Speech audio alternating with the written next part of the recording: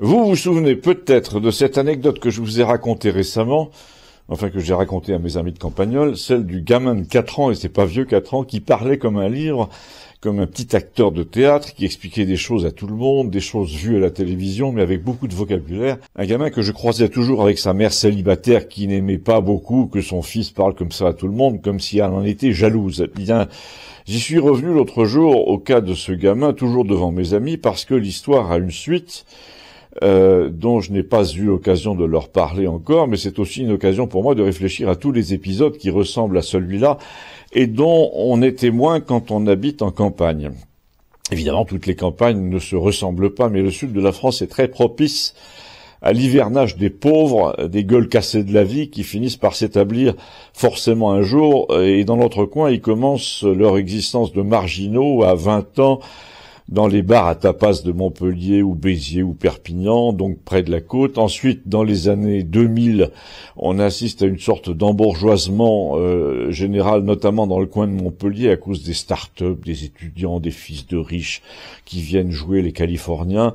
C'est le temps des pépinières d'entreprises qui font monter le prix de tout, des loyers, de la nourriture, et donc vers l'année 2000, les gens qui n'ont pas un rond, pas de formation, pas de patrimoine et pas de parents, vont s'installer dans l'arrière-pays avec leurs voitures minables et leurs petits boulots, dans des villes moyennes situées au pied des montagnes, du genre Alais, Sanduze, Ganges, Le Vigan, ça c'est pour le côté gare, et du côté Hérault, Bédarieux, Ollargues, Carcassonne. Mais même là, avec l'arrivée de Sarkozy, Hollande et Macron, la vie est devenue trop dure, les loyers trop élevés, la police trop pressante pour les petits trafics.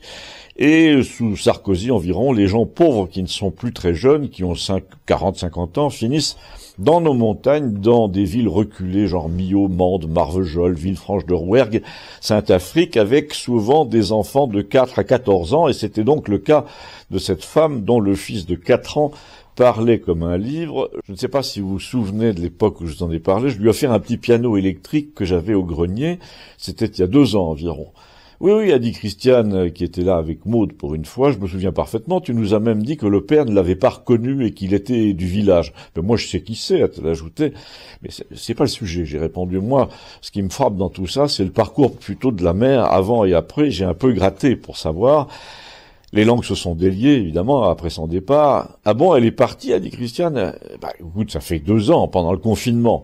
Et Gustave a répondu, celle-là, elle n'a pas fait de peau d'adieu, je vais te dire, parce qu'elle devait du fric à tout le monde. C'était une grosse cinglée qui buvait tout le temps et qui engueulait ses gosses devant tout le monde. Il faut voir comment elle leur parlait. Elle est partie en devant 3 mois de loyer à Séverin et à sa femme.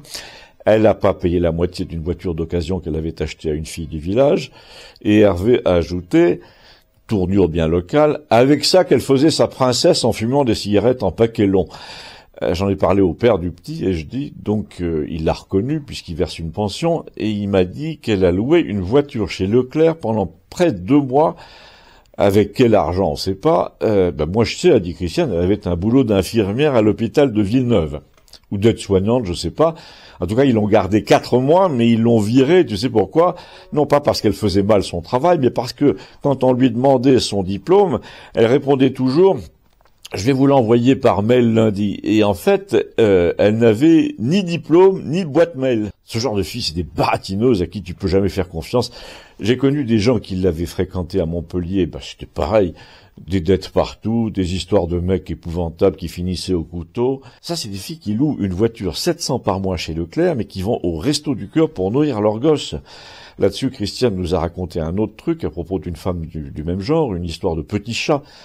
Elle nous a dit, je mets une annonce à la boulangerie de Campagnole, j'avais eu une amie de Montpellier à qui restait un chat noir et blanc de 3 mois adorable, donc une femme de Villeneuve, genre 28-30 ans, voit l'annonce chez le boulanger, elle vient chercher le chat pour ses enfants, dit-elle, une femme apparemment très bien, dans une énorme Citroën C8, je me suis pas méfié, une familiale, elle s'appelait Fabienne. Ah oui, je vois qui c'est, a dit Hervé, mais c'est une bouteille de vodka ambulante, cette femme. Ses parents habitent à Campagnole. Donc, a dit Christiane, je me dis, pas de problème, elle a l'air d'avoir les moyens, le petit chat est entre de bonnes mains.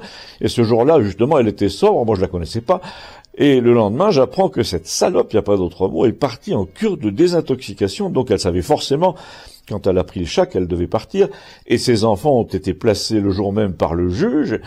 Et j'ai donc essayé d'aller voir les grands-parents à Campagnole pour leur demander ce qu'il était advenu du chat, et ils m'ont fermé leur porte en disant qu'ils voulaient plus entendre parler de leur fille. Bon, là, comme souvent, le robinet anecdote était ouvert entre nous et nous avons commenté le désastre social français dont nous avions mis l'exemple, hélas, pour en venir à des propos qui réclament la neutralité et la bienveillance qu'on ne trouve plus sur cette plateforme YouTube. Donc vous connaissez les liens qui permettent d'entendre la suite. Ils sont ci-dessous. Merci de me retrouver en territoire plus amical. À tout de suite.